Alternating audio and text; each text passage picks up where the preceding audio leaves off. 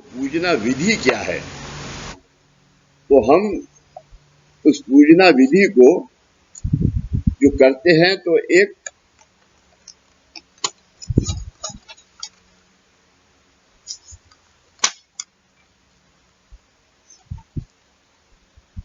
नहीं पूजना विधि उसी में, हाँ, तो हम उसको जो करते हैं तो हम उसको अभी उसमें नहीं लेते कि वो पूजना विधि हम कर रहे हैं तो हम किस लिए कर रहे हैं और उसके पीछे क्या क्या मकसद है और पुराने जमाने में क्या मकसद हुआ करता था। ऐसी विधि को दादा ने बताया है। पूजना विधि में जैसे कलश आवश्यक है वैसे ही श्रीफल भी आवश्यक है। श्रीफल यानी नारियल जो हम वीड़े में लगाते हैं और हर पूजा में लगाते हैं, नवरात्रों में, दिवाली के अंदर और कोई बात दादा से यानी यहाँ तक के कामकाज के अंदर वीड़ा लगाते हैं। नारियल जो श्रीफल, नारियल को श्रीफल क्यों कहते हैं, नारियल को श्रीफल क्यों कहते हैं, नारियल का पूजना विधि में क्या महत्व है, नारियल का पूजना विधि में क्या महत्व है, नारियल ये प्रधान फल क्यों माना जाता है, नारियल ये प्रधान फल क्यों माना जाता है। नारियल सुनिए, नारियल में दो ओंकार हैं, नारियल में दो ओंकार हैं। आकृति देखिए, ये आकृति नारियल में ये लोक और परलोक है। तो आज जो शक्तिपीठ की पूजा है, आज जो पादुका की पूजा है, आज जो प्रतिमाओं की पूजा है, ये लोक और परलोक की पूजा है। इसमें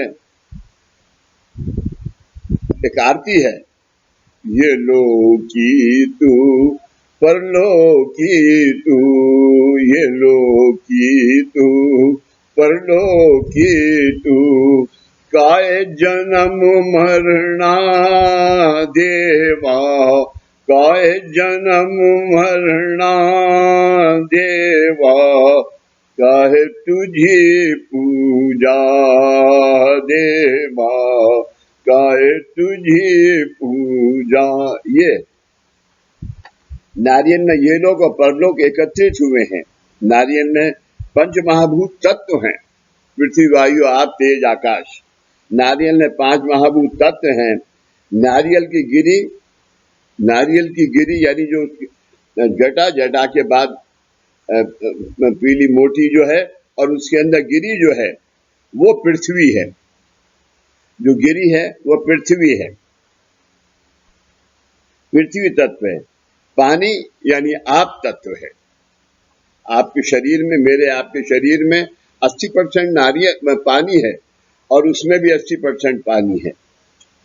नारियल के अंदर की खाली जगह यानी आकाश तत्व है, खाली जगह यानी आकाश तत्व है। आपका तत्व में ही, आकाश तत्व में ही वायु और तेज तत्व होते हैं। धीरज कितनी सुंदर बात है। आकाश तत्व में ही वायु और तेज तत्व होते हैं। नारियल के ब्रह्म भाग पर जो 3 रेखाएं हैं, माधव मैं एक बात भूल गया। हाँ, कल मैंने दिविज का और सामंता का मैच 10 मिनट के लिए 3 मतलब 2 मिनट के लिए आया फिर चला गया, 2 मिनट के लिए आया फिर चला गया। कई पुराने दिखा रहे थे तो मैंने देखा और दिविज को मैंने हाथ मिलाते हुए देखा, उसको हाथ मारते हुए, फिर वो भी उसे हाथ मारती थी। नारियल के ब्रह्म भाग में 3 रेखाएं हैं। नारियल के ब्रह्म, शारदा सुनो, नारियल के ब्रह्म भाग में 3 रेखाएं हैं। कौन सी? उत्पत्ति, क्रिएशन, स्थिति यानी प्रिजर्वेशन, और लय यानी परफेक्शन, हाँ, तत्व के प्रतीक हैं। इस तरह नारियल मतलब संपूर्ण जीवन है, इसलिए नारियल यानी संपूर्ण जीवन है। अब आपके पिछले जन्म और इस जन्म में डिफरेंस कितना है, जो आप ये कर्म लेके पैदा हुए हो, वो नारियल के साथ आप यहाँ पर बाबा को समर्पण करते हो, तब आपके लिए निराकरण है कि मंगल की सेवा करो, प्रार्थना करो, ओम श्री साईनाथाय नमः बोलो, ₹1.25 का दान करो, शंकर भगवान की पूजा करो। अब देवी देवता इसके अंदर है, क्योंकि शंकर भगवान परफेक्शन है, संपूर्ण जीवन है। नारियल के ब्रह्म भाग पर जो 3 आंखें हैं, वह ब्रह्म ज्ञान, जो 3 यानी नारियल का जो पीछे का हिस्सा है उसमें 3 आंखें होती हैं, जहां नारियल पैदा हुआ वो ब्रह्म ज्ञान है। वो ब्रह्म ज्ञान प्राप्त करने के लिए है।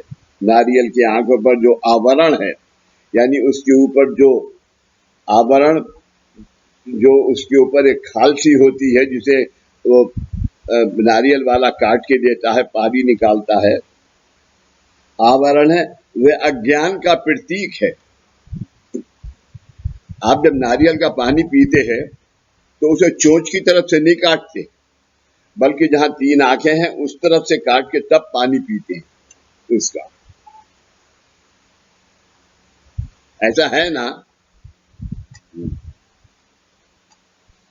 3 आंखें हैं, वे ब्रह्म ज्ञान प्राप्त करने के लिए है। नारियल की आंखों पर जो आवरण है वह अज्ञान का प्रतीक है, यानी नारियल की जटा चोटी मानवों के अज्ञान का प्रतीक है, यानी वे अज्ञान का प्रतीक है, यानी नारियल की जटा चोटी मानवों के अज्ञान का प्रतीक है। ईश्वर के सामने नारियल रखते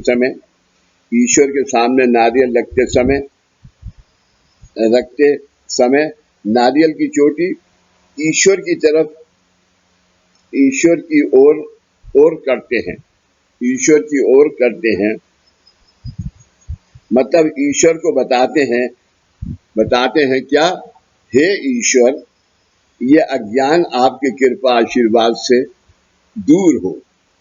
हे ईश्वर, ये अज्ञान आपके कृपा आशीर्वाद से दूर हो। इसी तरह नारियल को कलश पर रखते समय भी नारियल की चोटी ऊपर करके रखते हैं, मतलब हे ईश्वर, आप ये सारा ज्ञान आपकी ओर लेकर हम भक्तों को ज्ञान दीजिए। नारियल की 3 आंखें जैसी 3 आंखें आप मानवों को भी दीजिए, जो आपके हैं। एक आंख का आपको पता ही नहीं है, मानवों को भी होती हैं। ब्रह्म जगत के देखने वाली आपकी 2 आंखें हैं। ये जो आप देख रहे हैं, ये ब्रह्मांड का जो जगत है, आप सिर्फ उसे देख रहे हैं, लेकिन आपकी आत्मा और माधव की आत्मा और या धीरज की आत्मा या नहीं, और किसी की नहीं, सिर्फ गिरोवर साहब की आत्मा आप नहीं देख रहे हैं। वो तीसरी आंख देख रही है आपकी, और वो आपको ज्ञान देती है कि गिरोवर साहब घर पे बैठ के आपको गाली दे रहा है।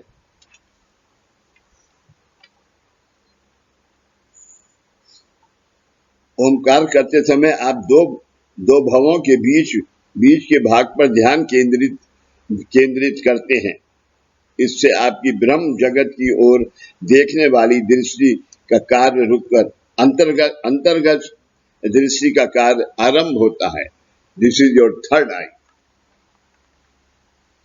आज के दिन बहुत से ऐसे पंडित हैं, बहुत से ऐसे वो हैं कि हम आपकी कुंडालिनी जागृत करेंगे। कुंडालिनी जागृत ऐसे नहीं होती है। आज हम सिद्ध ओमकार साधना करके दुनिया को जो दे रहे हैं, आज जो परमात्मा ने आपको, योगेश क्या दिया परमात्मा ने आपको, बाबा ने आपको, दादा ने आपको? धीरज हैं?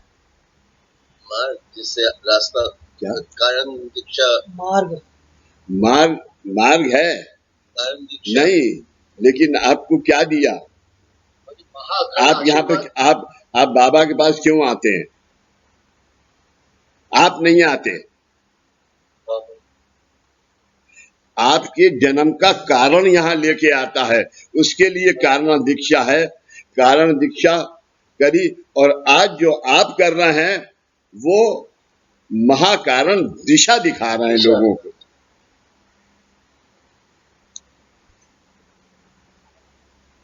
महाकारण दिशा, ये ऐसा ज्ञान, ऐसा मार्ग किसी युग में नहीं हुआ, इतना सरल मार्ग।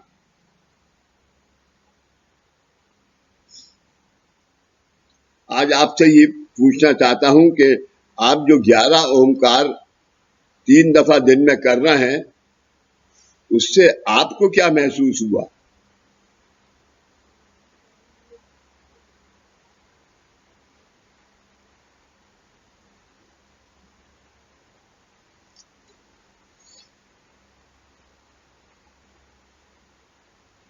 आज आपकी वाणी, क्योंकि आपको बताया और आप करना है उसे रेगुलर, मैं तो कर रहा हूं, मुझे नहीं पता और सबकी, वो जो आप कर रहे हैं, तो आज आपकी ये वाचा से आपकी ये ओम नहीं निकल रहा है, ये किससे निकल रहा है?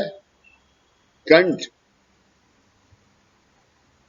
आपके कंठ स्थान से। और कंठ स्थान में क्या है? है शब्द ब्रह्म। लेकिन तत्व ब्रह्म का क्या चीज, प्रतीक क्या है? वाणी। वाणी। जोगेश फिर 99 दूंगा, 100 नहीं दे सकता।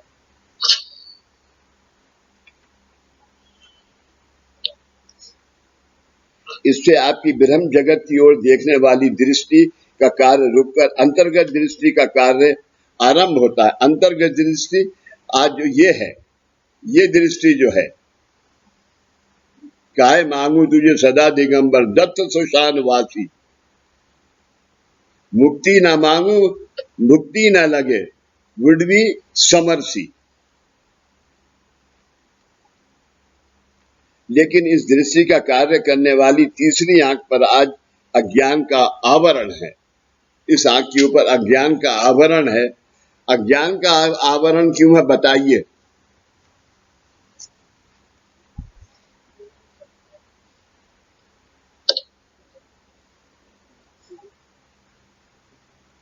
क्योंकि आप आंखें खोल के देख रहे हैं, आंखें बंद करके जो दृष्टि है वो कब देख रही है? इसलिए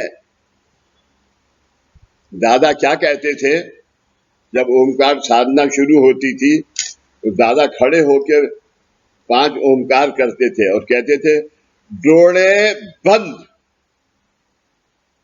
यानी आंखें बंद करो। फिर जो मेरी वाणी से, फिर जो मेरे कंठ स्थान से जो शब्द निकलेंगे, वो शब्द क्या कहते हैं, यानी वो शब्द से तुम्हें सुख मिलेगा, वो शब्द से तुम्हारी कारण दीक्षा जो है मेरी कारण दीक्षा महाकारण अवस्था को ले जाएगी। इसलिए कारण दीक्षा देते वक्त कारण दीक्षा ऐसे नहीं दी। पहले तुम्हारे 5 कोशों को शुद्ध किया, उस कोशों को शुद्ध करके अनुग्रह दीक्षा कारण अनुग्रह दीक्षा, गुरु दीक्षा, कारण दीक्षा, महाकारण, ये सब दीक्षाएं तुम्हें 5 दी, तब तुम्हें साधना दी। साधना पहले नहीं दी। दृष्टि का कार्य आरंभ होता है, लेकिन इस दृष्टि का कार्य करने वाली तीसरी आंख पर आज अज्ञान का आवरण है। इसकी मिसाल इस प्रकार है, इसकी मिसाल इस प्रकार है। अभी आप मुझे देख रहे हैं, अभी आप मुझे देख रहे हैं, यानी उस जमाने में दादा को आप देख रहे थे, लेकिन आज आप जैसे कि मुझे देख रहे हैं, तथा मेरा एक ही मुख आपको दिख रहा है और आपका मुझे एक ही मुख दिख रहा है, मैं भी दूसरा मुख आपका नहीं देख सकता। लेकिन वस्तुता मेरे 300 मुख हैं। दादा कह रहे हैं वस्तुता मेरे 300 मुख हैं, मतलब आप 300 गुरु भक्त यानी मेरे 300 बच्चे ये मेरे 300 मुख हैं।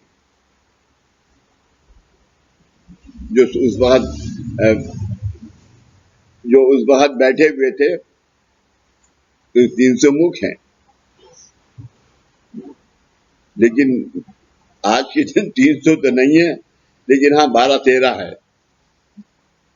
क्यों गिरोवर साहब, 12-13 है, ये ज्यादा है।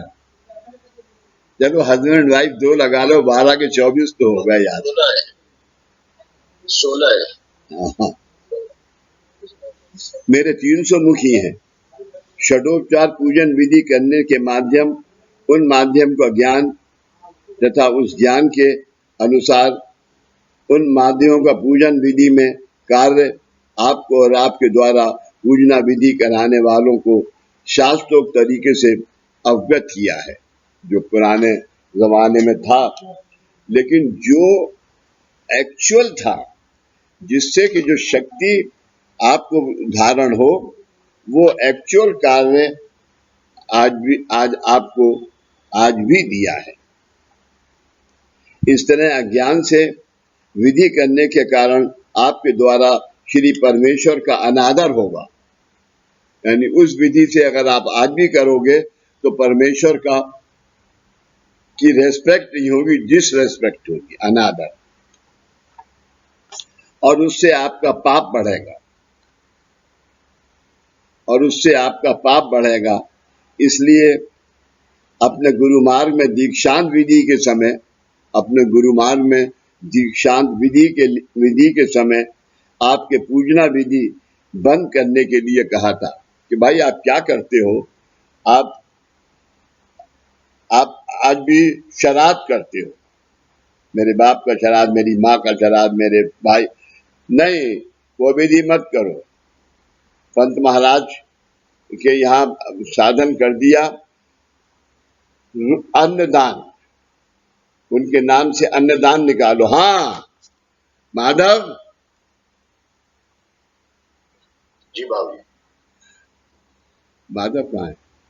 मैं हूँ बाबूजी। हाँ माधव, अभी जैसे शुभ दिन था, तो उस दिन बाला कुंदरी अगर भेजना है तो 150 रुपए भेज दो अन्नदान के लिए, अगर करना है, जरूरी नहीं है। अगर करना है तो 150 रुपए, लेकिन शुभ दिन कुछ नहीं है आज के लिए। दीक्षांत विधि के समय आपके पूजना विधि बंद करने के लिए कहा गया। आपको बताया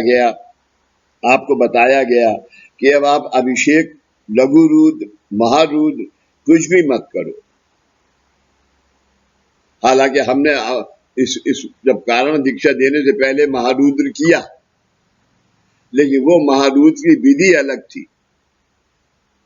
11 आदमी बैठ के एकादशी से पूर्णिमा तक करते थे हवन, और जब दादा से अग्नि देवता ने, जब 11वां दिन हुआ, जब अग्नि देवता ने दादा से कहा कि मुझे आज आपके एक भक्त की आहुति चाहिए, तो दादा ने कहा कि भक्त की आहुति, अगर तुम्हें आहुति लेनी है, क्योंकि उनका नहीं तो अग्नि प्रचंड नहीं हो सकती, क्योंकि दादा जब हवन शुरू होता था तो एक मथानी में घी डाल के उसको मथते थे, और नारियल की जटा उसमें होती थी नीचे हवन कुंड में, तो उससे जो अंगार निकलता था उससे होता था, माचिस से नहीं होता था। ये कराड़ में ये हवन हुए 11 पूर्णिमा के दिन, मैंने सब हवन अटेंड किए। तो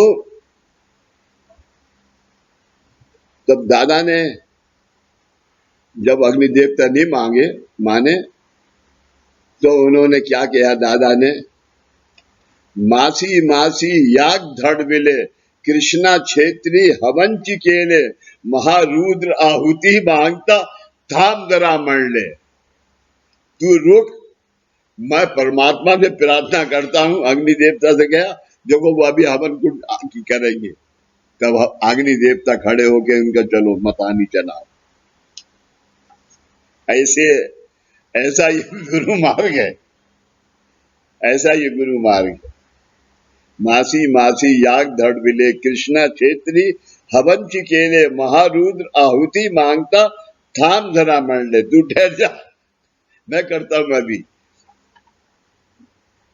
कि अब आप अभिषेक लघु रुद्र महारुद्र कुछ मत करो। इस जगत में जो जो जो निर्माण हुआ है वह सब ईश्वर निर्मित है।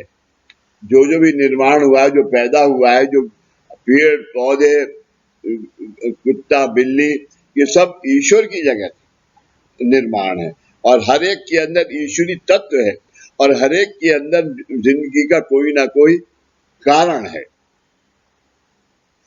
जैसे श्रीफल भी मानव निर्मित नहीं तो निसर्ग निर्मित यानी ईश्वर निर्मित है। श्रीफल हमने नहीं उसे पैदा किया, ईश्वर ने पैदा किया है। उसका ढांचा ईश्वर ने बनाया है। ईश्वर निर्मित इन माध्यमों का उपयोग अगर शास्त्र शुद्ध पद्धति से नहीं किया गया तो उन माध्यमों का गलत उपयोग द्वारा परमेश्वर का अनादर करने का दुष्कृत आपसे होगा। दुष्कृत आज उनका नहीं किया गया, उनके द्वारा आज आपने दुनिया का भला नहीं किया, तो इसका दोष आपको होगा। ये दुष्कृत आपके द्वारा ना हो, ये दुष्कृत आपके द्वारा ना हो, इसलिए आप कर रहे सारे पूजना विधि बंद करवाए। इसलिए आपके कर रहे सारे पूजना विधि बंद करवाए और करवाए मतलब कुछ गलत तो नहीं किया है ना मैंने। दादा कहते हैं करवाए, लेकिन कुछ गलत तो नहीं किया है मैंने। पूजना विधि शुरू करने से पहले आप संकल्प युक्त सद्भावना से देवी देवताओं को आह्वान करते हैं। आज आप सबसे पहले क्या करते हैं? आपने नैवेद्य दूध रखा। दूध में क्या है? चीनी, शक्कर, केसर, शहद और दूध और दही, 5 चीजें हैं ये करते हैं। और उसके बाद षडोपचार पूजन विधि का आरंभ होता है। तो आप क्या करते हैं? ओम केशवाय नमः, ओम नारायण नमः, ओम माधवाय नमः, ओम गोविंदाय नमः। तो जो कुछ भी आज मैं कर रहा हूं उसमें गोविंदाय नमः, जो कुछ भी प्रतिकूल है, जो कुछ भी अनुकूल नहीं है, वो विसर्जन करते हैं। का आरंभ होता है। षडोपचार विधि में पंचामृत से अभिषेक या पूजा करना आवश्यक है। देवी देवताओं से आपकी कुछ अपेक्षाएं हैं। देवी देवताओं को आपसे कुछ अपेक्षा है। क्यों अपेक्षा है? धीरज और शारदा, धीरज और जोगेश। मिस्टर नायर, तबीयत कैसी है? अच्छे लग रहे हो। अभी तुम्हें एक थोड़ा सा जोक सुना दूं बीच में। एक सीरियल 12 तारीख से शुरू होने वाला है, धीरज सुनना। एक सीरियल, ये सब होना चाहिए बीच बीच में। एक सीरियल शुरू होने वाला है 12 में। तो वो 2 हस्बैंड वाइफ हैं। तो वो तैयार होके आती है और वो कहती है कैसी लग रही हूं? तो वो कहते हैं अच्छी लग रही हूं। चलो, तो उन्हें गुस्सा आया कि कम से कम हंस के तो कह दो हाँ बहुत अच्छी लग रही हूँ, साड़ी अच्छी है ये। मैं पूछ रही हूँ कैसी लग रही हूँ? कहा ना अच्छी लग रही। तो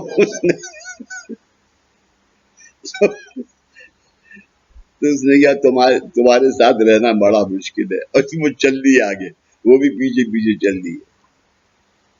समझ गई सीमा? बेचारे नैयर को तो नचा रही है। पंचामृत से अभिषेक या पूजना आवश्यक है। देवी देवताओं से आपकी कुछ अपेक्षाएं हैं, इसलिए आप उनका पंचामृत से पूजन करते हैं। पंचामृत में दूध, दही, शहद, चीनी और घी ये 5 पदार्थ होते हैं। पंचामृत में 5 पदार्थ, दूध, दही, शहद, चीनी और घी ये 5 पदार्थ होते हैं। ये 5 पदार्थ आपके पंच प्राण कोश, आप देखिए क्या शास्त्र बनाया है दादा ने। ये 5 पदार्थ आपके पंच प्राण कोशों के आपके पंच प्राण कोश जो है, अन्न में, प्राण में, मनो में, विज्ञान में, आनंद में, पंच प्राण कोशों के अन्न में, प्राण में, मनो में, विज्ञान में और आनंद में प्रतीक है। ये पंचामृत जो है ये उनके पांचों आपके कोशों के प्रतीक हैं। देवी देवताओं का पूजन करके उन्हें प्रसन्न करके आपको उनसे कुछ लेना है तो आपने भी कुछ उन्हें समर्पण करना चाहिए। आपने कुछ लेना है तो आपको भी उन्हें कुछ समर्पण करना चाहिए। इसलिए आपने अपने पंच प्राण कोश उन्हें समर्पित किए हैं। आपने उन्हें अपने पंच प्राण कोश समर्पित किए हैं। यानी पंचामृत का अर्थ समझ गए?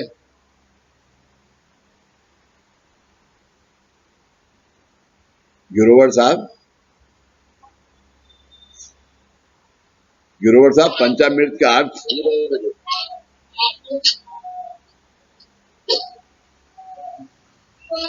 कैसा सारा जूम है, जिससे बात करना चाहो उसी से नहीं कर सकते।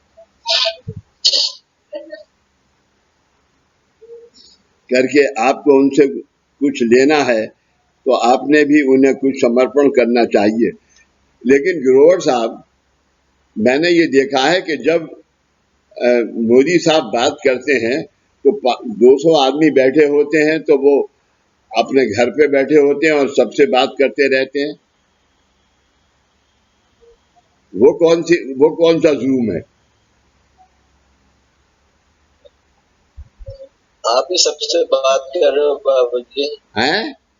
सब सुन रहे हैं। आप भी सबसे बात कर रहे हो, आप सब सुन रहे हैं।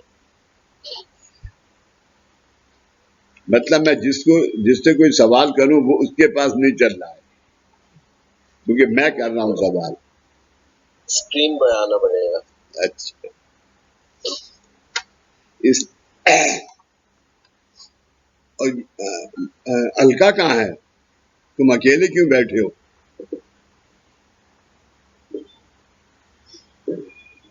अलका नहीं है?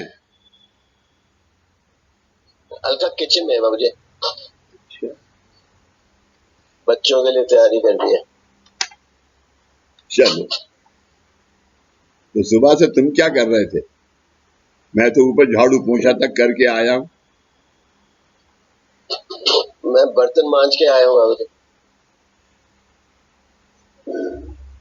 बाबूजी, आप सबका वैसे ही कल्याण होने वाला है। मैंने कहा बाबूजी, आज वैसे ही सबका कल्याण होने वाला है। आपने अच्छी अच्छी बातें बोल दी हैं तो सबका ही कल्याण होने वाला है।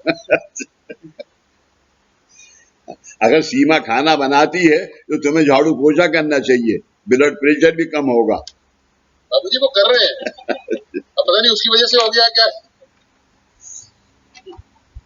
इसलिए आपने अपने पंच प्राण कोश उन्हें समर्पित करने होते हैं। इसलिए आप वास्तव में अपने पंच प्राण कोश ईश्वर को समर्पित नहीं कर सकते। इसलिए आप उन्हें अपने पंच प्राण कोशों के प्रतीक के रूप में, प्रतीक यानी सैंपल जोगे नहीं, सैंपल नहीं, प्रतीक, सिंबल, साइन, सिंबल, साइन है, साइन या सिंबल, सिंबल या साइन। चलो मुझे समझ नहीं आई। आप उन्हें अपने पंच प्राण कोशों के प्रतीक के रूप में दूध, दही, शहद, चीनी और घी के 5 पदार्थ पंचामृत के रूप में समर्पित करते हैं। ये सद्भावना मन में रखकर पंचामृत से पूजन करना होता है। ये सद्भावना मन में रखकर पंचामृत से पूजन करना होता है। पंच प्राण कोशों के प्रतीक के रूप में पंचामृत के 5 पदार्थ समर्पित करके ईश्वर के कृपा आशीर्वाद के लिए पात्र होकर, ईश्वर के कृपा आशीर्वाद के लिए पात्र होकर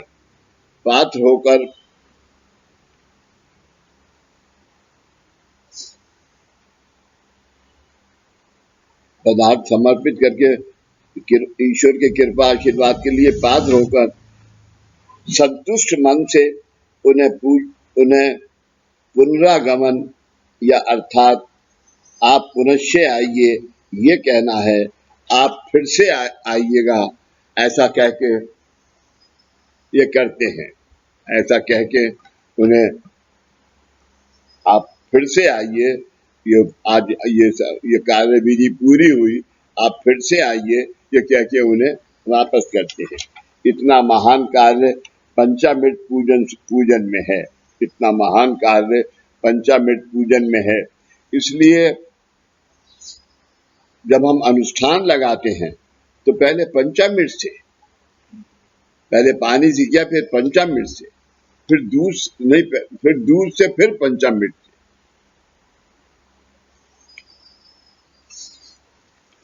पंचामृत के 5 पदार्थों का मानवीय जीवन में जो कार्य है वो इस प्रकार है। ये जरूर सब जने अच्छे से नोट करें। पंचामृत के 5 पदार्थों का मानवीय जीवन में जो कार्य है वो इस प्रकार है। दूध, पहला दूध। दूध अन्नमय कोश का प्रतीक है। दूध अन्नमय कोश का प्रतीक है। जीवन में दूध का नित्य धर्म क्या है? जीवन में दूध का नित्य धर्म क्या है? दूध मानवीय जीवन के लिए पोषक पदार्थ है। दूध आदमी की जिंदगी के लिए पोषक यानी एनर्जेटिक पोषक पदार्थ है। छोटे बालकों से लेकर वृद्धों तक, छोटे बालकों से लेकर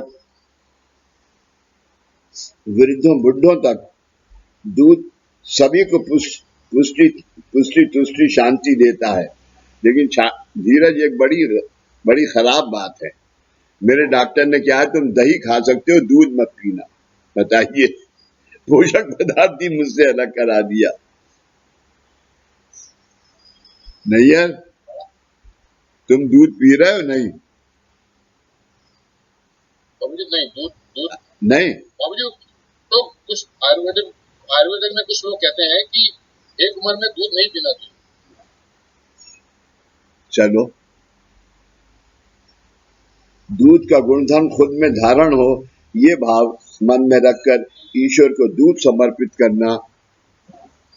समर्पित करना चाहिए। दही का गुणधर्म क्या है? दही का गुणधर्म क्या है? दूसरों को अपने जैसा बनाना, दूसरों को अपना जैसे बनाना। और उसमें क्या होना चाहिए गिरोवर साहब? खट्टा नहीं, हाँ, मीठा बनाना। मतलब अगर आपके पास एक बर्तन दूध है, भरा हुआ 5 किलो दूध है और आपने उसमें केवल 1 चम्मच ही दही डाला, तो वह पूर्ण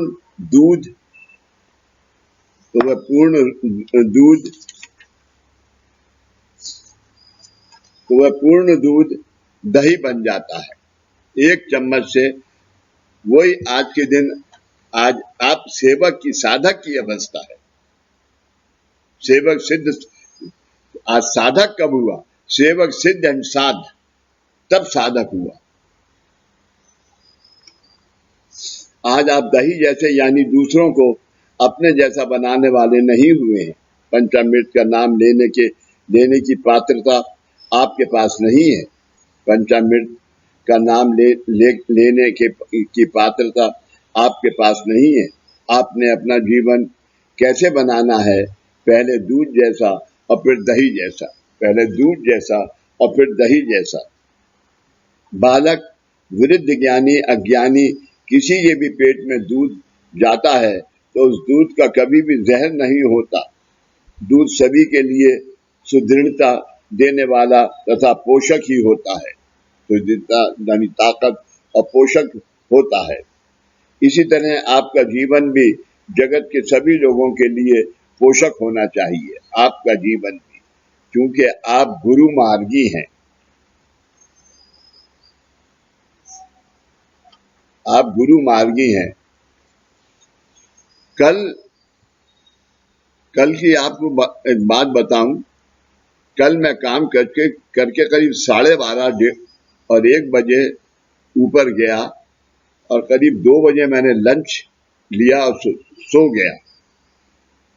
तो 3:30 बजे एक लड़की आई और उसने अपना क्या नाम बताया उसको, और उसने क्या किया, मैं बाबूजी के लिए खीर बना के लाई हूं, लेकिन मैं खीर बाबूजी को दूंगी। तो उसने कहा, ठाकुर ने, कि भाई मंदिर बंद हो गया है और बाबूजी अभी सो रहे होंगे, तो तुम ये खीर ले जाओ। उन्होंने क्या, मैं खीर लाई हूं, तुम कह रहे हो कि खीर ले जाओ, बाबूजी सो रहे होंगे। बाबूजी को कहो कि मैं जान क्या सृष्टि मेरा नाम है और मैं खीर लाई हूं। तो ठाकुर बहुत देर सुनता रहा, फिर उसने मुझे तो नहीं, मिसेज वर्मा को फोन किया। तो उन्होंने क्या, बाबूजी सो रहा है आप, तो वो बेहद नाराज हुई, बोली कि अच्छा मैं खीर छोड़े जा रही हूँ। तो खीर रखी हुई है, जब भी तुम आओगे फ्रिज में खिलाऊंगा तुम्हें सब। समझ गए सीमा और नैयर? आपका आचरण किस तरह होता है सुनिए। बंबई में कोई व्यक्ति आपसे पूछता है, सुनिए, छोटे सरकार कहते हैं, बंबई में कोई व्यक्ति आपको पूछता है, क्या आपके दादा भागवत, क्या आपने दादा भागवत को गुरु किया है, या आपने दादा भागवत को गुरु किया है, क्वेश्चन मार्क। आप उनसे कहते हैं, अरे ऐसा कुछ नहीं है, मैंने यानी अरे जाता हूं पूजा में, लेकिन ऐसा कुछ नहीं कि मैंने उन्हें गुरु किया है। तो वो मेरे मौसी का बेटा है। तो क्या कहते हैं आप, वो तो मेरे मौसी का बेटा है बस। और आप पर कोई संकट आता है तो आप अधीरता से यानी परेशान होके सबको पूछते रहते हैं, दादा कहाँ हैं?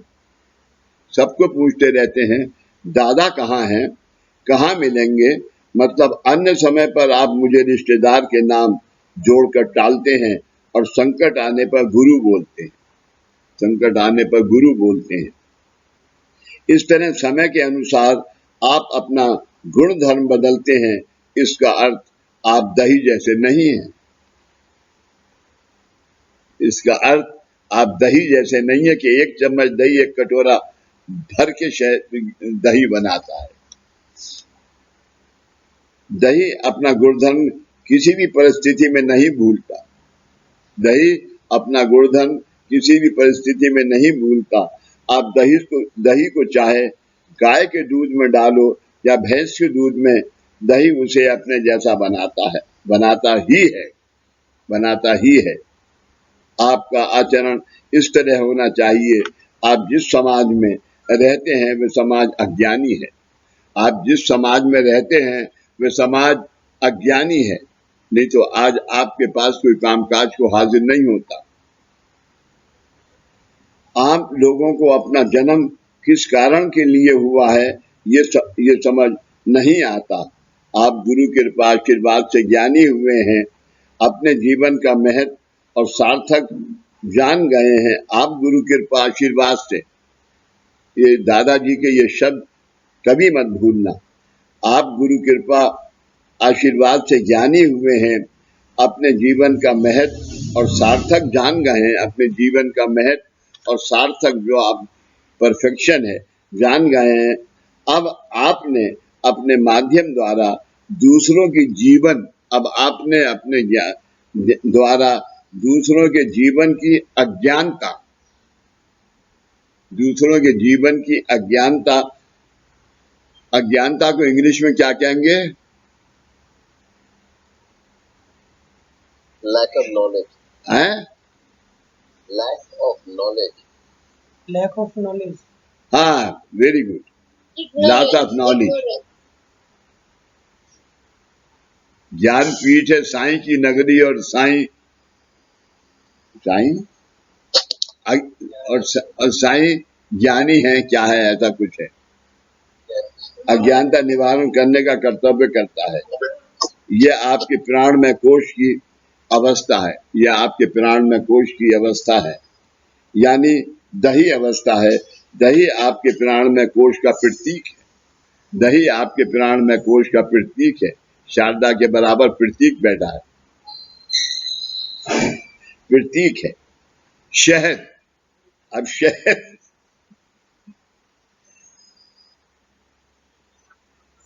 वाह क्या मुस्कुराहट है, वाह। शहद, मधुमक्खियां शहद संग्रहित करने का कार्य करती हैं। मधुमक्खियां शहद संग्रहित करने का कार्य करती हैं। मधुमक्खियों का एक ही नित्य ध्यास होता है, कौन से फूलों में शहद है, उन फूलों में से सुबह सूर्योदय से लेकर शाम को सूर्यास्त तक, सूर्य डूबने तक जितना हो सके उतना शहद प्राप्त करके उस शहद का एक जगह पर संचय करना। इसी तरह मानवों ने भी हम ज्ञानी हैं, इस अभिमान का त्याग कर हम ज्ञानी हैं, नॉलेजेबल हैं, इस ज्ञान का त्याग करके जब जब जिन जिन अनुभवों से ज्ञान संपादन करने का मौका मिलता है, तब तब ज्ञान संवर्धनात् इच्छुक होना चाहिए। यानी हमें ज्ञान जो भी जिससे भी ज्ञान मिल रहा है वो ज्ञान लेना चाहिए। मधुमक्खी के जीवन में शहद जमा करना है, ये एक ही ध्यास है। शहद जमा करना है, ये एक ही उसकी इच्छा है, ये एक ही बात है। वो कोई पैसे नहीं लेती मधुमक्खी, और शहद तुम्हें देती है छत्ते से, यानी एक ही विषय होता है।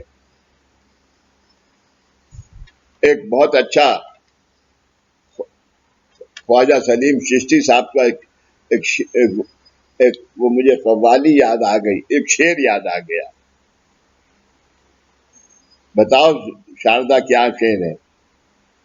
जोगेश, माधव, और ये कर्म ही दुनिया का ताल्लुकदार हूँ, अलगदार दुनिया का ताल्लुकदार हूँ, तलबदार नहीं हूँ। बाजार से गुजरता हूँ, खरीदार नहीं हूँ। दुनिया का ताल्लुकदार हूँ, तलबदार, ये इस मार्ग का रास्ता है। दुनिया, दादा ने तुम्हें गुरु दीक्षा दी, कितने में दी भाई गुरु दीक्षा तुम्हें? 11 रुपए में। आज जरा गुरु दीक्षा लेके देखो, यहाँ के जो गुरु हैं,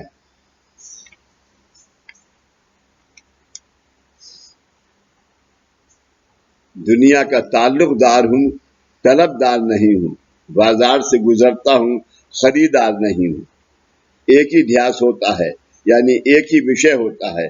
आज आपके जीवन में क्या केवल एक ही विषय है? नहीं। आज आपके जीवन में क्या एक ही विषय है? नहीं। आप ये एक बात अवश्य ध्यान में रखिए, अगर आपने खुद को किसी एक ही विषय को समर्पित किया तो आप में उस एक विषय द्वारा अनेक विषय समा जाते हैं। ये समझ लीजिए आप।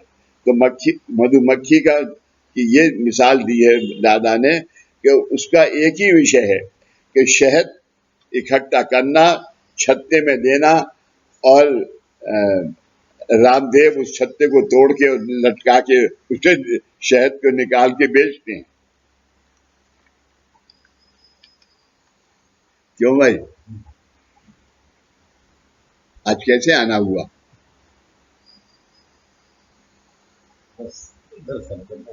है? अरे ये मत कर यार, ऐसे सब ठीक है ना?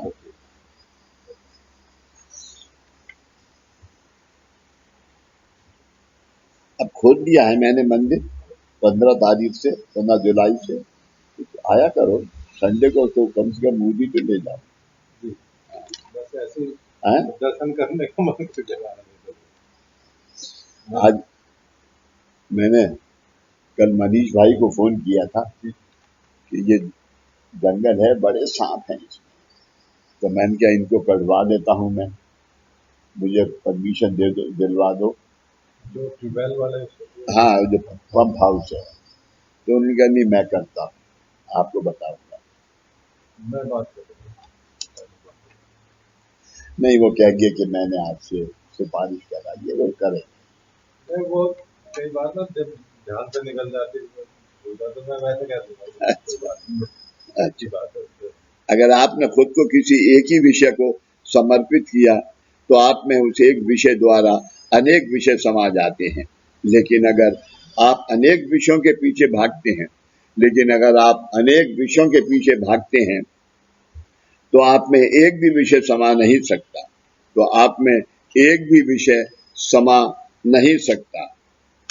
यहाँ उपस्थित सर्व व्यक्ति, सभी व्यक्तियों में सबसे कम पढ़ा लिखा मनुष्य कौन है? सबसे कम पढ़ा लिखा मनुष्य कौन है? दादा कहते हैं मैं।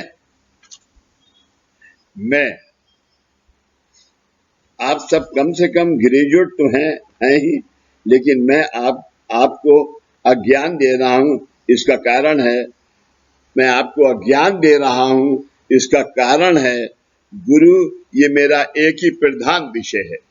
गुरु ये मेरा एक ही प्रधान विषय है। गुरु ये मेरा एक ही प्रधान विषय है। गुरु ये विषय अत्यंत प्रखर है।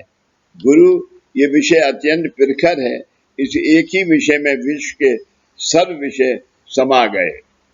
इस एक ही विषय में दुनिया के सब विषय समा गए हैं।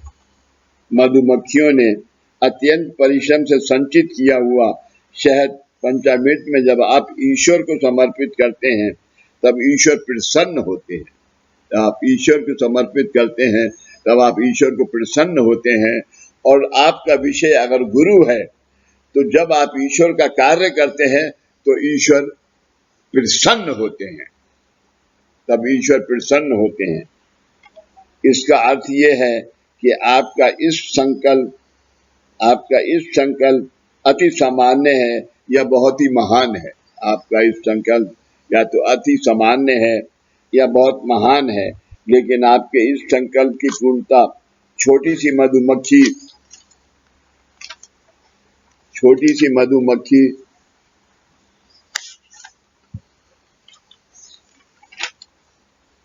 के जीवन पर निर्भर होती है। छोटी सी मधुमक्खी के जीवन पर निर्भर होती है। मधुमक्खी के संपूर्ण जीवन का कार्य शहद के रूप में ईश्वर को समर्पण करते समय पंचामृत अभिषेक में आपने ईश्वर से ये प्रार्थना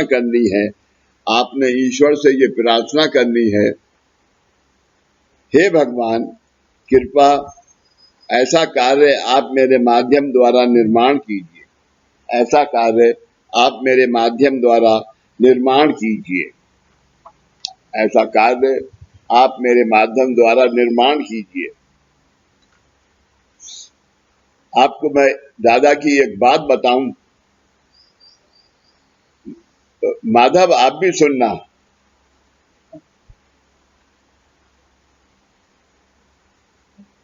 माधव आप भी ये बात सुनना। जब सुबह को मैं उठता हूं तो मैं 3 दफा एक ही पथ को आरती के करता हूं सुबह 4:30 बजे, जबकि मैं नहाता भी नहीं हूं, कुछ नहीं करता। और वो करने के बाद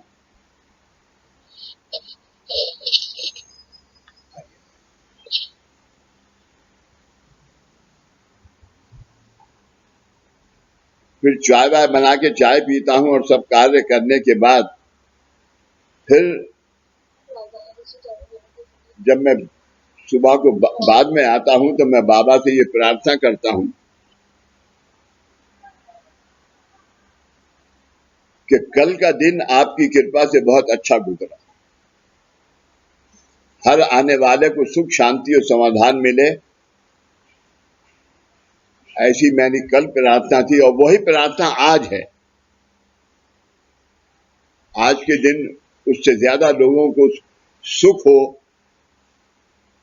वो करता हूं, और जो भी मेरी जबान से जो भी शब्द निकले वो आपकी जबान हो, आपकी इच्छा के साथ हो, और इस विचार से लोगों को ऊदी देता हूं। ये मेरी प्रथम प्रार्थना है, ये मेरी प्रथम प्रार्थना है। ईश्वर को समर्पण करते समय पंचामृत अभिषेक में आपने ईश्वर से ये प्रार्थना करनी है कि हे भगवान, कृपा ऐसा कार्य मेरे माध्यम द्वारा निर्माण कीजिए। चीनी गन्ने से निर्माण होती है, चीनी गन्ने से निर्माण होती है, गन्ना मिट्टी में उगाते हैं। चीनी गन्ने में निर्माण होती है, गन्ना मिट्टी में उगाते हैं। शत्रुंजय, अरे कच्छा पहने हुए है या नहीं पहने हुए? कच्छा भी उतार के बैठा है। अच्छा पहन रखा है सर। तो ये क्या मुझे ये क्या दिखा रहा है मुझे? तू जनेऊ पहना है मैंने। मैंने बिना पंखे बैठा हूँ सर। जिस मिट्टी में गन्ना उगता है वे मिट्टी मीठी नहीं होती, लेकिन वे गन्ने की मिठास को बिगाड़ती नहीं है, लेकिन वे गन्ने की मिठास को बिगाड़ती नहीं है।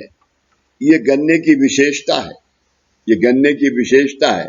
आज यही विशेषता दादा के भक्तों की होनी चाहिए, यही विशेषता दादा के भक्तों की होनी चाहिए कि किसी का निरादर ना हो, आने वाले भक्त को सुख मिले, आपकी दुआ का लाभ हो, ऐसी विचार से उसे ऊदी देना चाहिए।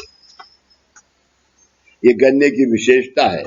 गन्ने से निर्माण हुई चीनी ईश्वर को समर्पित करने का कारण इस प्रकार है। गन्ने की समर्पित करने का कारण इस प्रकार है। ईश्वर को इस विश्व का कार्य करना है, ईश्वर को इस विश्व का कार्य करना है।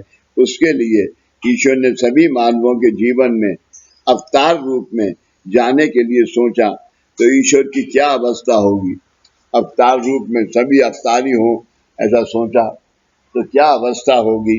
इसलिए ईश्वर अपने सामर्थ्य से कृपा आशीर्वाद के रूप में एक व्यक्ति द्वारा अनाथ अनेक व्यक्तियों में जाते हैं। एक व्यक्ति द्वारा अनेक व्यक्तियों में जाते हैं। इस बात को कतई मत भूलना, इस बात को हमेशा याद रखना।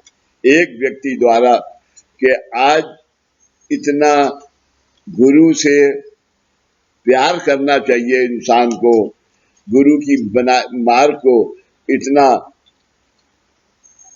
अपने आप को गुरु के मार्ग पर समर्पण करना चाहिए कि आप एक व्यक्ति होके और 1000 व्यक्तियों को आप गुरु की कृपा आशीर्वाद का पात्र बना रहे हैं, गुरु की कृपा आशीर्वाद का पात्र बना रहा है। रूप में एक व्यक्ति द्वारा अनेक व्यक्तियों में जाते हैं। ये कैसे जाते हैं? ये कैसे आप एक व्यक्ति होते हुए अनेक व्यक्तियों में जाते हैं? ये कैसे? ये कैसे? देखिए, आज आप 300 व्यक्ति यहाँ पर उपस्थित हैं। बिजली वाले हैं उनके, हाँ, तो घास के लिए कह रहे हैं और लगा दूं घास? हैं? कूलर में कह रहे हैं और घास लगा दूं? क्या चीज? कूलर में कह रहे हैं कि और घास लगा दूं? हाँ, कूलर ठंडा नहीं कर रहा है। या तो आप मुझे कोई बड़ा कूलर लगा दीजिए, वो कूलर ठंडा नहीं करता बिल्कुल भी। नहीं, कूलर सही है, कूलर तो सही है। कुछ जरा उसके लिए जरूर करिए। हम 2 एसी भी चला रहे हैं, इतनी गर्मी होती है हाल में। ठीक है। हाँ, आराम से कहना काफी। जरा देखिए। अच्छा, ओ घास घास लाएंगे। हाँ जी, घास के पैसे दे दीजिए। है घास के लिए पैसे, है कूलर की घास के लिए पैसे। तुम दे दो ना 500 रुपए, नहीं, मैं दे दूंगा।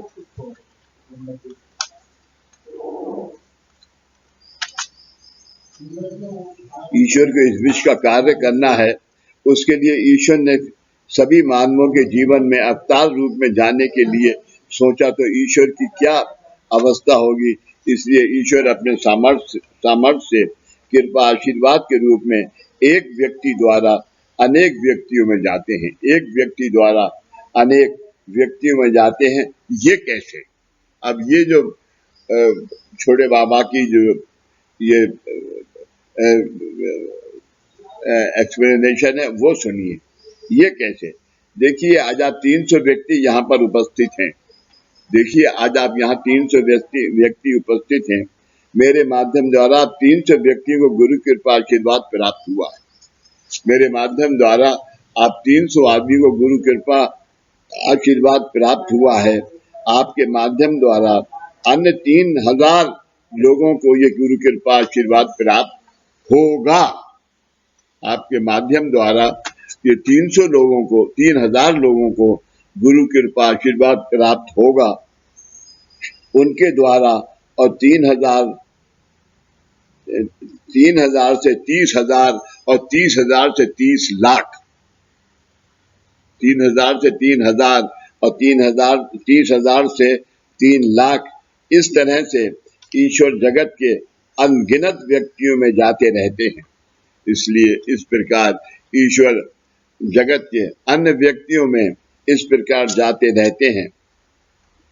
लेकिन इसका बोध मानवों को होना आवश्यक है। यानी बोध का अर्थ समझते हैं आप क्या? यानी एक बोध है, एक शोध है। सक्सेना,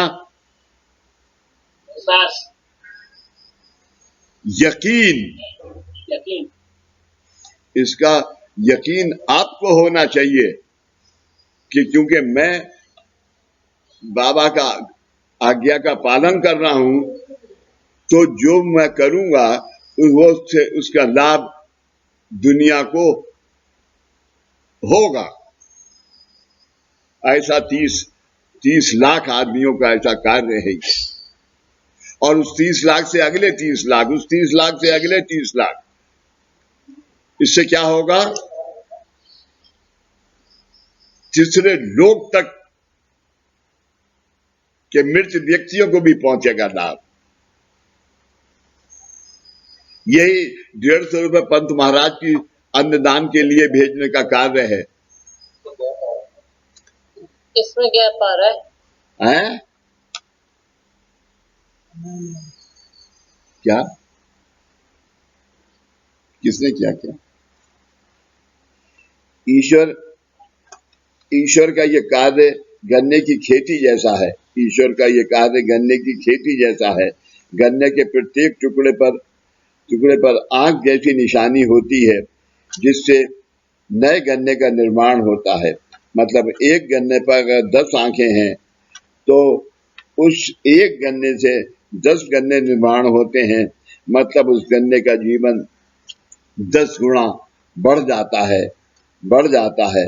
मतलब एक गन्ने में सप्ताह मुझसे जरा बात करना, मुझे तुमसे एक काम है। मतलब एक गन्ने से 10 गन्ने, फिर 10 गन्ने से 100, और 100 गन्ने से 1000, 1000 से 10,000, और फिर 10,000 से 10 लाख। इस तरह गन्ने की फसल वृद्धिगत होती है। इस तरह गन्ने से निर्माण होने वाली चीनी ईश्वर का कार्य जगत के अनेक लोगों में कृपा आशीर्वाद के रूप में जाने का प्रतीक है। आशीर्वाद के रूप में जाने का प्रतीक है। आप पंचामृत पूजा में ईश्वर को चीनी समर्पित करते हैं, ताकि इस तरह आपको अपने प्राप्त जीवन में ईश्वर के कृपा आशीर्वाद से अपने जीवन का सार्थक करने का लाभ प्राप्त हुआ। वैसा ही लाभ आपके द्वारा जगत के अनेक लोगों को होता रहे, ऐसी दृष्टि से आपने जगत की ओर देखना चाहिए। आपने जगत की ओर देखना चाहिए। वही बात है बाबा की, कि आने वाले भक्त की श्रद्धा मुझ पे है और वो वापस ना जाए, ये जिम्मेदारी आपकी है। वापस ना जाए, ये जिम्मेदारी आपकी है।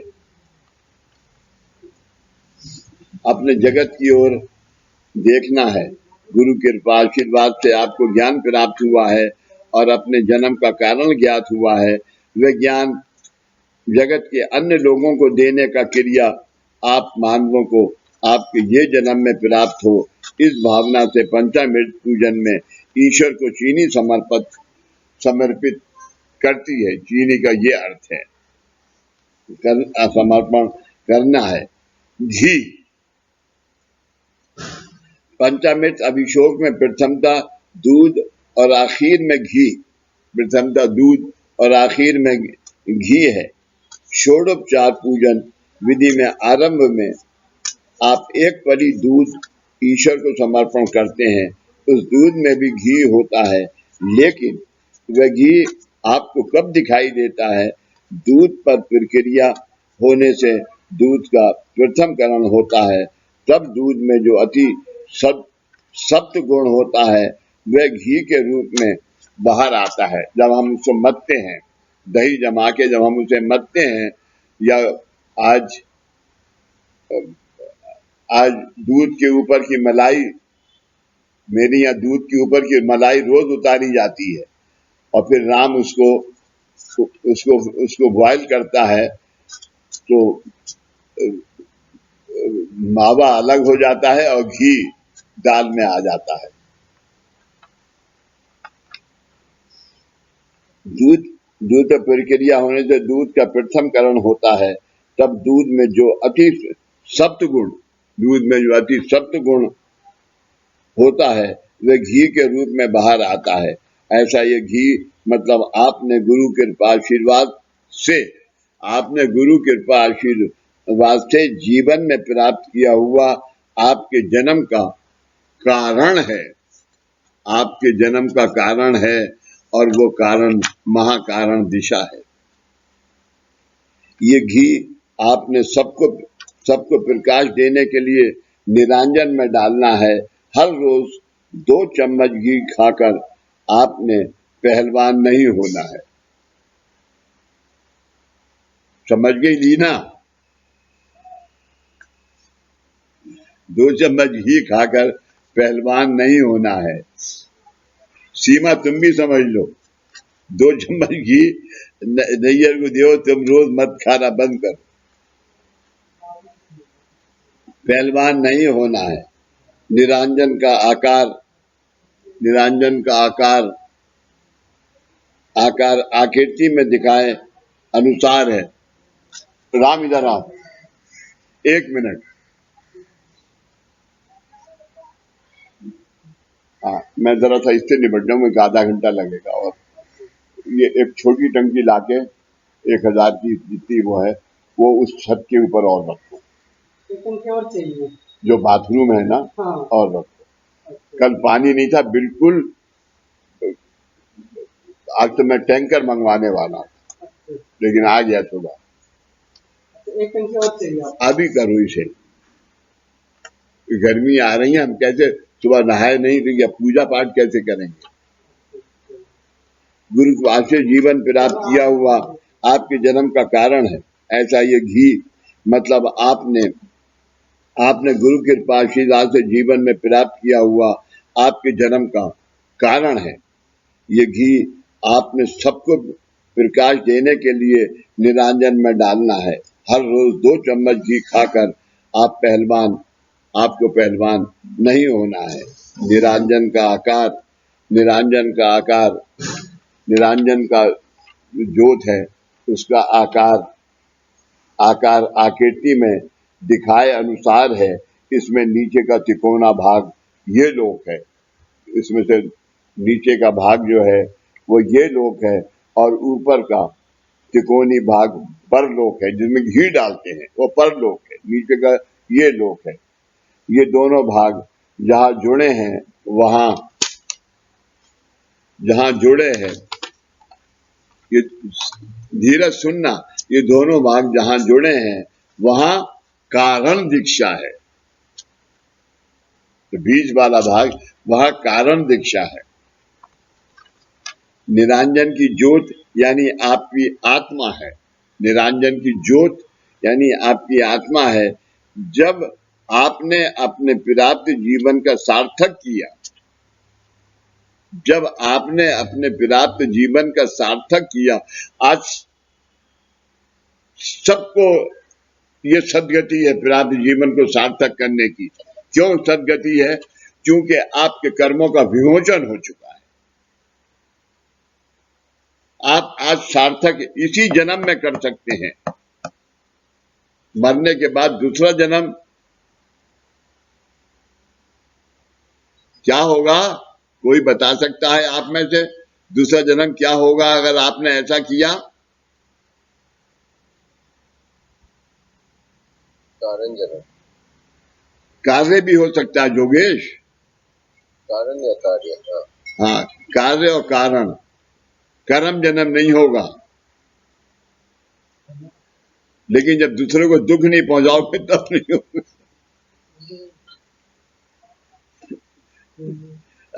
अगर तुम बाबूजी को दुख पहुंचाओगे तो कर्म जन्म फिर से होगा। तब आपके पंच प्राण कोशों का पंचामृत होकर उसमें से आपका शुद्ध स्वरूप का सप्तगुण बाहर निकला। सप्तगुण बाहर निकला। ये सप्तगुण निरांजन में डाला हुआ घी है। ये सप्तगुण निरांजन में डाला हुआ घी है। इस घी से जब ज्योत प्रज्वलित होगी, इस घी से जब ज्योत प्रज्वलित होगी, तब आपका सप्तगुण आपकी आत्मा में धारण होगा। तब आपका सप्तगुण आपकी आत्मा में धारण होगा। आत्मा में धारण होगा, इसका यानी क्या है? आत्मस्वरूपी दत्ता तू माता अत्रि सुधा अवधूता, ऐसी कुछ है।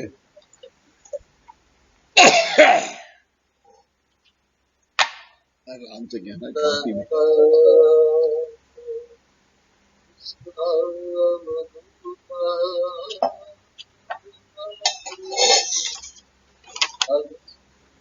चलो, विचलित होगा तब आपका सद्गुण आपकी आत्मा में धारण होगा।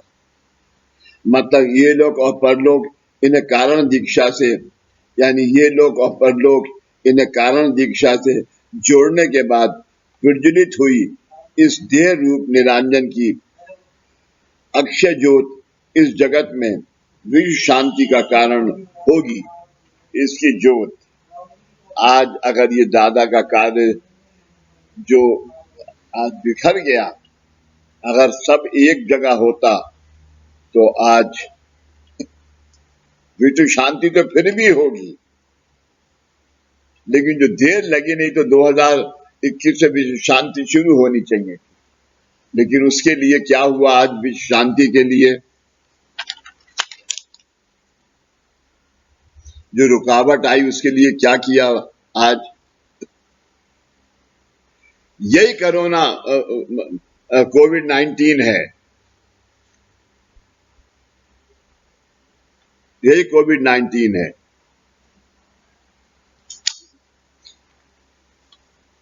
आज जिसे गुरु की दुआ से, गुरु की कृपा से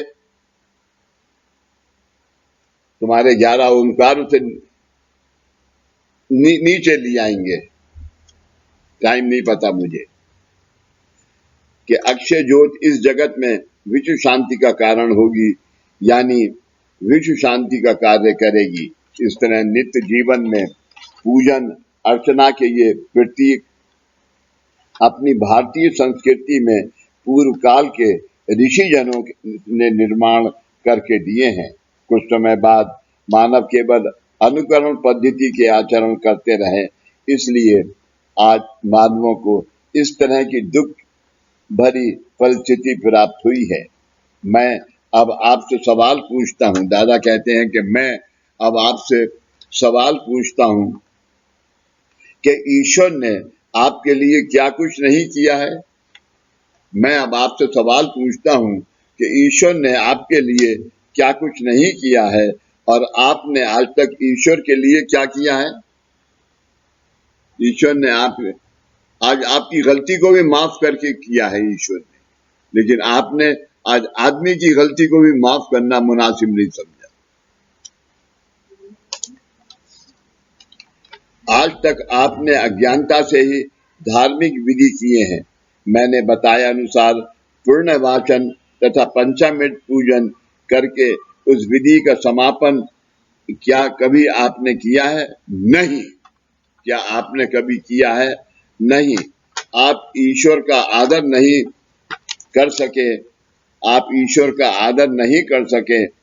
अब उनका अनादर आपसे ना हो, ये देखने की जिम्मेदारी आपके गुरु के तौर पर मेरी है। ये देखने की जिम्मेदारी आपके गुरु के तौर पर मेरी है, दादा फरमाते हैं।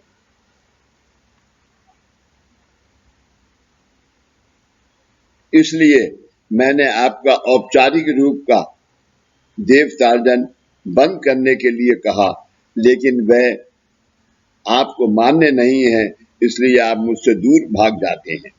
यानी शराब मत करो, ये पूजा मत करो, वो पूजा मत करो, ये मैंने मना किया है, इसलिए ये इसको मान के चलो। दूध, दही, शहद, चीनी, घी, ये 5 पदार्थ पंचामृत के रूप में ईश्वर को समर्पित करते हैं। इन 5 पदार्थों में जो गुण धर्म है, क्या उसमें से एक भी गुण धर्म यहाँ उपस्थित किसी भक्त में है? 5 पदार्थों के जो गुण धर्म बताए, वो क्या किसी एक व्यक्ति में भी उपस्थित किसी एक भक्त में है? आप ये धार्मिक विधि किसी माध्यम द्वारा या आपके कुलोपाध्याय द्वारा कराते हैं, लेकिन क्या उन्हें भी इन विधियों का पूर्ण ज्ञान है? नहीं है। आज आपकी ये विधि जो लोग करते हैं, शादी, ये हवन विधि, वास्तु शांति करते हैं, वो है। हम वास्तु शांति एक नारियल से और अक्षत से करते हैं, इससे बड़ी कोई चीज ही नहीं है। ये ज्ञान आज तक आपको किसी ने दिया नहीं है। ये ज्ञान आपको नहीं है, इसलिए मैं आपको दोषी नहीं मान रहा हूँ, लेकिन आपके जीवन विकास के लिए अगर मैं आपको कुछ बता रहा हूँ तो वह सुनना मानना आपका कर्तव्य है। तो वो सुनना मानना आपका कर्तव्य है, मेरा कर्तव्य नहीं है। मैंने अपनी ड्यूटी निभा दी। पृष्ठ 37 पर दिखाई हुई, इससे पीछे का है, ये मैं तत्वबोध में डालूंगा। पृष्ठ 37 में, पृष्ठ क्रमांक 37 पर दिखाई हुई नर अवस्था और नारायण अवस्था की आकृति आपको समझाते समय मैंने 2 कलश, पृथ्वी तत्व, स्वास्तिक, इनकी आकृतियां आपको दिखाई हैं और पूर्ण वाचन तथा पंचामृत के बारे में बताया है। इसका कारण यह है कि ये विषय आपकी नर अवस्था और नारायण अवस्था के लिए पोषक है। धार्मिक विधि का आरंभ करने से पहले ऊपर बताए अनुसार 2 कलशों की स्थापना करके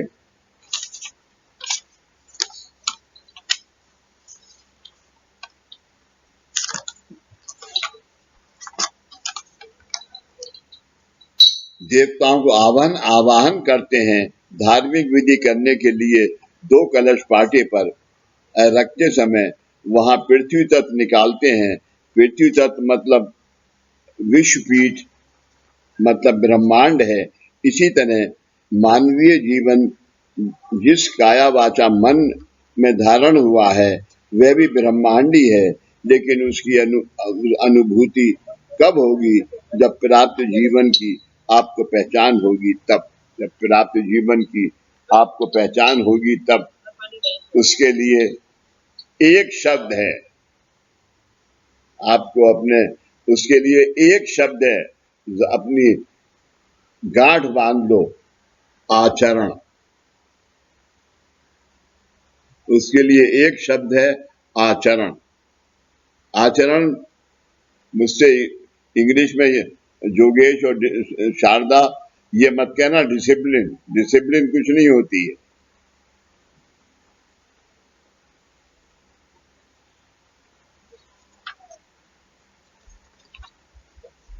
लेकिन उसकी अनुभूति कब होगी? जब प्राप्त जीवन की आपको पहचान होगी तब। आपका प्राप्त जीवन 50% ही विकसित है, उसमें 50% कर्म की कमी है। कौन से कर्म की कमी है शारदा? पिलस, पिलस सत्कर्म बाबूजी। सत्कर्म, वही पिलस कर्म है, कमी है। आपका प्राप्त जीवन 50% अविकसित है होने के कारण आप में दूसरों पर परोपकार करने की सत प्रवृत्ति निर्माण नहीं हुई है। सत प्रवृत्ति, मैं गुरु मार्गी हूं, आप नहीं हो गुरु मार्गी, मैं भी नहीं हूं। लेकिन कौन? इंडोनेशिया से कोई आदमी मुझे ये कहे कि ये गुरु मार्गी है, इसने मुझसे ये कहा, ये हुआ, ये गुरु मार्गी है। आने वाला भक्त बोले बाबूजी। हाँ,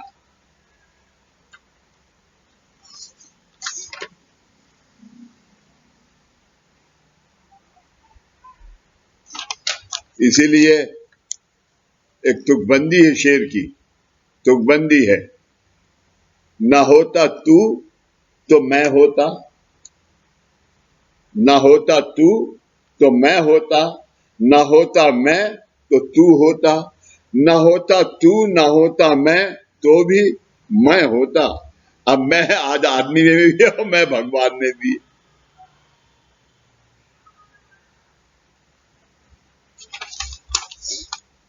दूसरों परोपकार करने की सत प्रवृत्ति निर्माण नहीं हुई है।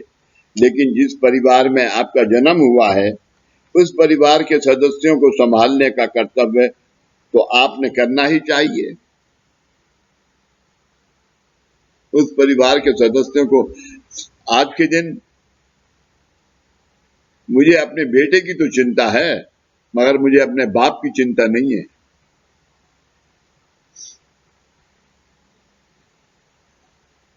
लड़के को अपनी बहू, लड़के की बीवी को अपने पति की तो चिंता है, लेकिन ससुर की चिंता नहीं है।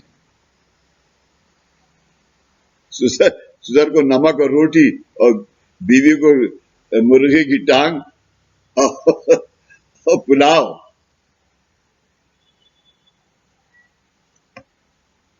संभालना कर्तव्य तो आपने करना ही चाहिए। ये जिम्मेदारी आप टाल नहीं सकते, ये जिम्मेदारी आप टाल नहीं सकते। आपने अपने जीवन में पारमार्थिक कर्तव्य पूर्ण नहीं किया, आपने अपने जीवन में पारमार्थिक कर्तव्य पूर्ण नहीं किया तो भी प्रापंचिक कर्तव्य निभाना आपके लिए जरूरी है। प्रपंचा परमार्थ जाला जरूरी है।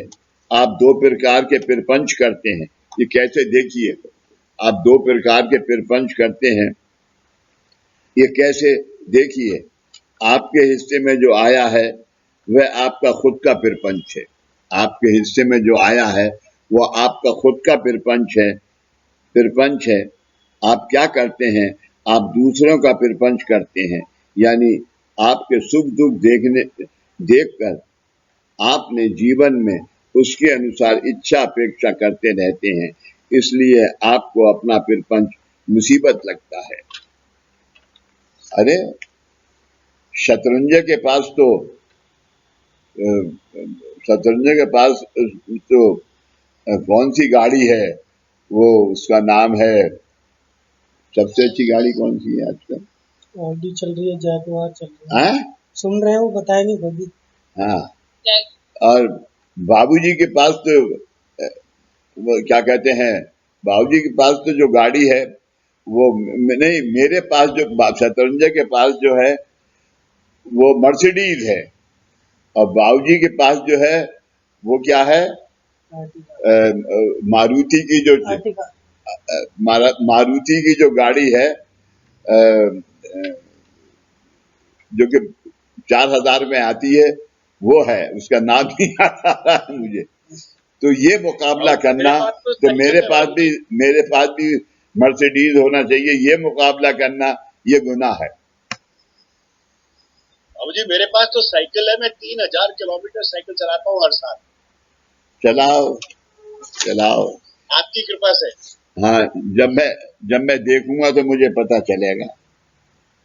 जी बाबू जी, फोटो भेजूंगा। हाँ। मैं जब बैठूं उसमें, वाह वाह वाह वाह वाह वाह वाह वाह, तालियां, अंजू शरण आ गई, तालियां।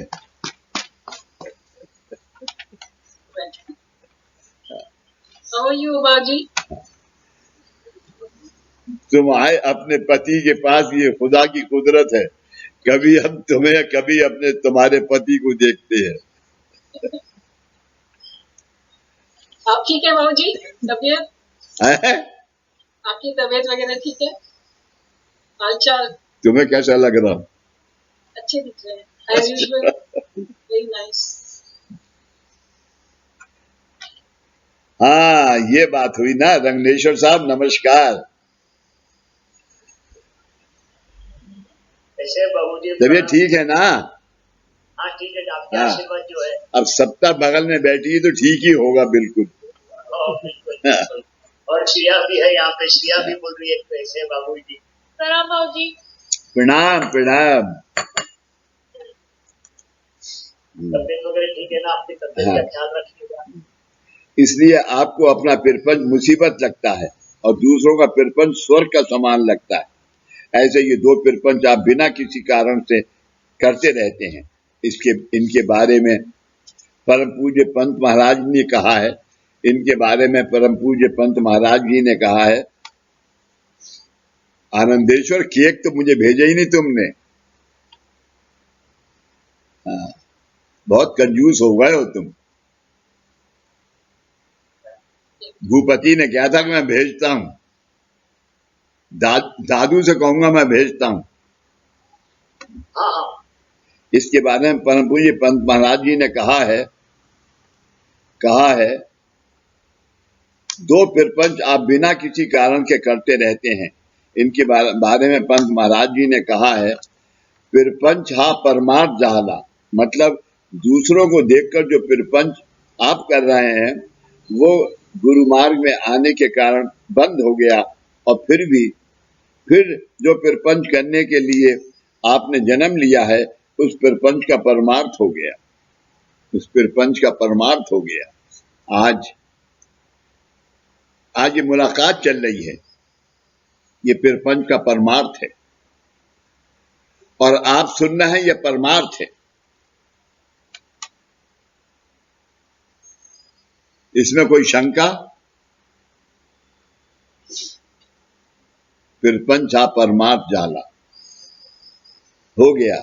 मतलब क्या हुआ, गुरु मार्ग में आने के बाद रोज सुबह और शाम को कार्य केंद्र पर आने से दूसरों का पिरपंच देखने के लिए आपके पास समय नहीं बचा, और वह अनावश्यक पिरपंच आपने अपने आप ही बंद हो गया, इसलिए आपका खुद का पिरपंच परमार्थ हो गया, आपका खुद का पिरपंच परमार्थ हो गया।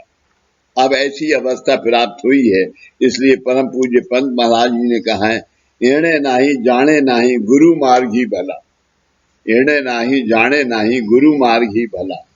अर्थात जिसमें आना नहीं है, जाना नहीं है, ऐसा ये गुरु मार्ग भला है, ऐसा ये गुरु मार्ग भला है।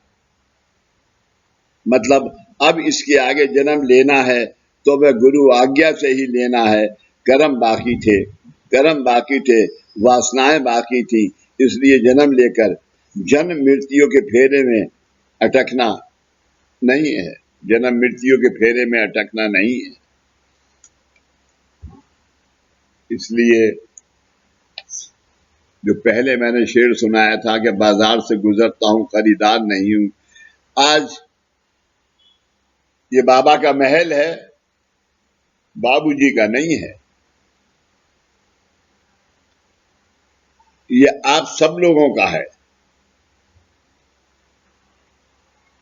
ये आप सब लोगों का है।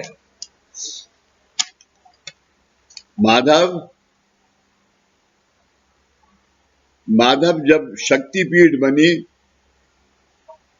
गोवा के अंदर, तो दादा ने सब सेवकों को बुलाया गोवा, और उन्होंने कहा कि आपको ये करना है कि हर थर्सडे के दिन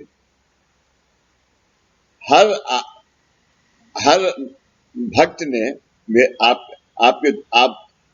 और आपकी बीवी, आपके 2 बच्चे, अगर उनके भी बच्चे हैं तब, हर आदमी ने ₹1.25 हर थर्सडे को निकालना है, और ऐसा 11 महीने तक करना है। तो जमीन तो मैंने खरीद ली, लेकिन उसकी नींव तब डालूंगा जब मेरे पास पैसा आ जाएगा। तो 11 महीने में सबको फिर से बुलाया, लाओ भाई कितना कितना पैसा इकट्ठा हुआ, तो वो बन गई गोवा के अंदर शक्तिपीठ बन गई, और उसमें 10 लाख रुपया उस पैसे में सुखशंकर को दादा ने दे दिया कि भैया ये जमीन का पैसा 10 लाख मैं दूंगा, ये तुम ले लो। माधव, अब तुम्हें याद है हैदराबाद में बैठ के ख्वाजा साहब ने मुझसे क्या कहा था कि अगर ये जिम्मेदारी तुम लो तो मैं तुम्हें देता हूं। तो ऐसी प्रेरणा हुई, मैंने हां कहा, और हां कहने के बाद 2.25 करोड़ रुपया आप ही ने बांटा।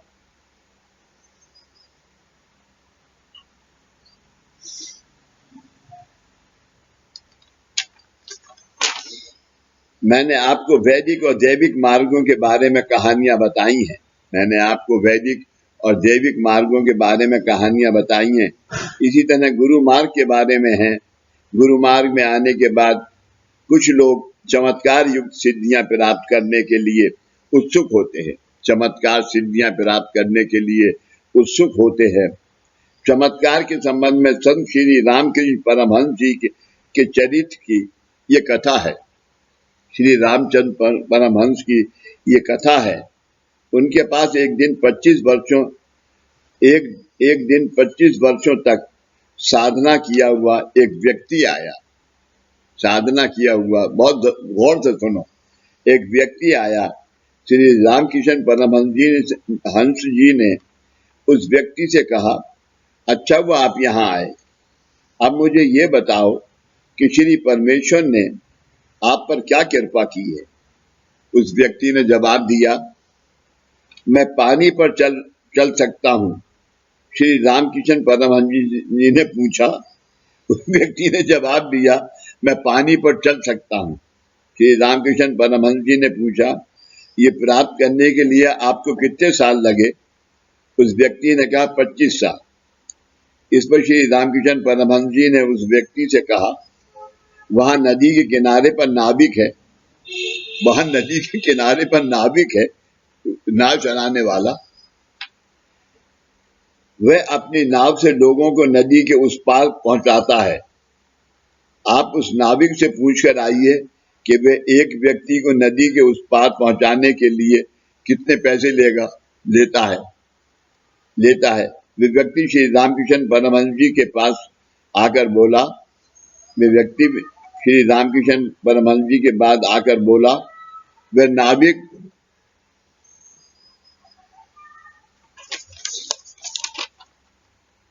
एक व्यक्ति को नदी के उस पार पहुंचाने के लिए उससे 1.5 पैसा लेता है। वह सुनकर श्री रामकृष्ण परमहंस जी ने हंसकर उस व्यक्ति से कहा, आपने 25 वर्ष साधना करके जो साध्य किया है वह नाविक 1.5 पैसे में साध्य करता है। वह नाविक 1.5 पैसे में साध्य करता है। इसका अर्थ आपका 25 वर्षों का साधन केवल 1.5 पैसा के बराबर है। आपके 25 वर्षों का साधन केवल 1.5 पैसे बराबर है। इसी तरह आप भक्तों ने भी ये सोचना उचित नहीं है कि गुरु मार्ग में आकर इतने साल हो गए, फिर भी हमारे गुरु ने अपने हाथों से कुमकुम निकालकर क्यों नहीं दिखाया, या अपने कोई चमत्कार क्यों नहीं दिखाया, न चमत्कार क्यों नहीं दिखाया। जगत में चमत्कार के बिना नमस्कार नहीं है, जगत में चमत्कार के बिना नमस्कार नहीं है। आप लोग इंसान नहीं थे, मतलब आप में इंसानियत नहीं थी। आप लोग इंसान नहीं थे, आप में इंसानियत नहीं थी। ऐसा आप लोगों को मैंने इंसान बनाया है, ऐसा मैं आप लोगों को मैंने इंसान बनाया है। इससे अधिक बड़ा कौन सा चमत्कार मैंने आपको दिखाना है। मैं आपके हाथों में से कुमकुम, किशमिश या पानी नहीं निकालता। मेरे पास ऐसा कुछ भी नहीं है। मैं ऐसा गुरु नहीं हूँ। आप गुरु से भौतिक चमत्कारों की अपेक्षा करते हैं, लेकिन आपके विचारों की ऐसी मूलभूत धारणा आपके विकास के लिए अत्यंत घातक है, नुकसानदेह है, अत्यंत घातक है, नुकसानदेह है। आपकी पंच भौतिक देह मिट्टी के समान है। आपकी पंच भौतिक देह मिट्टी के समान है, लेकिन श्री गुरु ने आज इस मिट्टी का सोना बनाया है। आज आपकी देह को आकार आया है, वह चैतन्य में है। ऐसे श्री गुरु ने से आपने अन्य चमत्कारों की अपेक्षा करना गलत है। ये तुम्हें चाहिए ना, थोड़ी देर में हाँ, आप कर लीजिए। अपेक्षा करना गलत है। ये बात ऐसे ही है कि आपको कामधेनु ने बहुत सारा दूध दिया और आप उसकी पीठ थपथपाकर कहते हैं तुमने बहुत ज्यादा गोबर दिया है। आपकी ये सोच दुर्देशपूर्ण है, दुर्देशपूर्ण है, यानी आपकी ये सोच बहुत छोटी है। पंचामृत इस विषय का परिचय मैंने आपको क्यों कराया। आपके पंच प्राण कोश जब आपके जीवन में एक रूप होंगे, आपके पंच प्राण कोश जब आपके जीवन में एक रूप होंगे, तब उनका पंचामृत होगा, तब उनका पंचामृत होगा। वाह वाह वाह। पंचामृत यानी उसके अंदर 5 चीजें होंगी जो ऊपर बताई हैं दादा ने। आप अपने पंच प्राण कोश ईश्वर को समर्पित करने की भावना से उनके माध्यम रूप में दूध, दही, शहद, चीनी और घी के 5 पदार्थ पंचामृत में लेते हैं। इन पदार्थों के गुण पंच प्राण कोशों में धारण हो, ऐसी योजना पंचामृत पूजन में होती है। आज आपके पंच प्राण कोशों में पंचामृत के इन 5 पदार्थों में से क्या एक भी गुण है? आपके 5 पदार्थों में से क्या एक भी गुण है? अगर है तो ही ईश्वर को समर्पित की हुई पंचामृत पूजा का सार्थक होता है। पंचामृत पूजा का सार्थक होता है। धार्मिक विधि में पुण्यावाचन, षोडोपचार पूजा, पंचामृत पूजा इत्यादि करने की विधि पूर्वक परंपरा है। वही परंपरा आपने गुरु मार्ग में दीक्षांत विधि में है। वही पूजा आपके गुरु मार्ग में दीक्षांत विधि में है। जो आज आपको दीक्षाएं मिली हैं वो उसी में है। अभी गुरु मार्ग है, इसमें आज आपका जो कुछ भी है वो आपका नहीं है, यानी अगर आपको 100 रुपए महीने की तनख्वाह मिलती है तो 25% दूसरों का है। अगर हर आदमी ऐसा सोचे तो आज कोई आदमी दुनिया में गरीब नहीं होगा।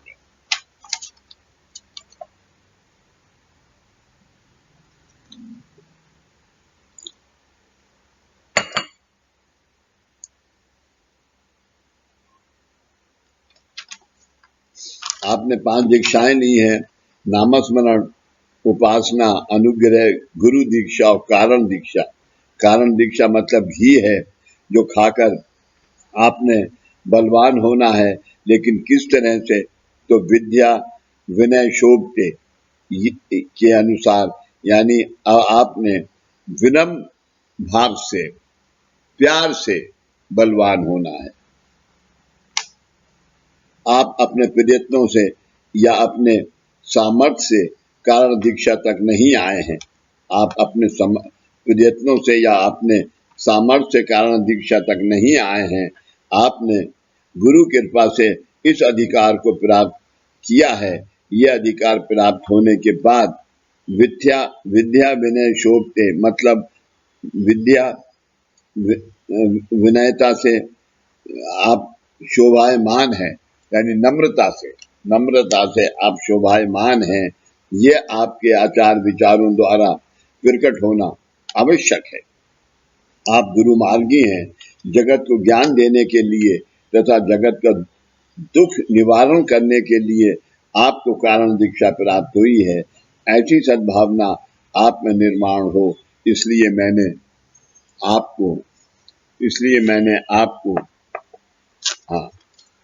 मैंने आपको 5 पदार्थ और उनके गुण बताए हैं। 5 पदार्थ और उनके गुण बताए हैं। आपको प्राप्त हुई उपासना, नामस्मरण, अनुग्रह, गुरु दीक्षा और कारण दीक्षा, ये 5 दीक्षाएं पंचामृत के 5 पदार्थों के समान हैं। ये कैसे? ये सब हम देखेंगे। आज यहीं तक करते हैं। आगे देखेंगे। आगे देखेंगे। आगे नहीं, कह रहा हूँ अगली बार देखेंगे। अगली बार, वही तो कहना। आज यहीं तक लेंगे। अब अगले संडे को फिर लेंगे। अभी आपसे यह कहना है मैंने कि मैं जो संडे को मुलाकात ले रहा हूं, वो संडे की मुलाकात को वेबसाइट में डालना हूं और तत्वबोध में भी डालना हूं और इंग्लिश में भी तत्वबोध में डालना हूं। तत्वबोध भी प्रिंट कराना हूं। मैं चाहता हूं कि ये मुलाकात आप किसी भी शक्ल में तत्वबोध में इसमें जरूर सुने और अपने आचरण में लाने की कोशिश करें। ये मेरा अपना कोई आदेश नहीं है, ये मेरी प्रार्थना है और ये बाबा का आदेश है। ये बाबा का आदेश है।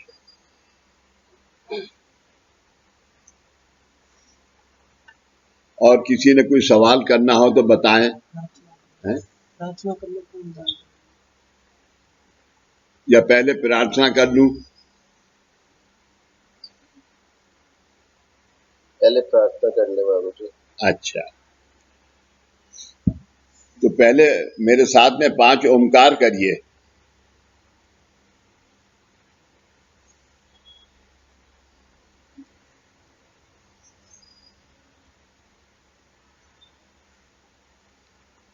मेरे साथ में 5 ओमकार करिए कंठ स्थान से।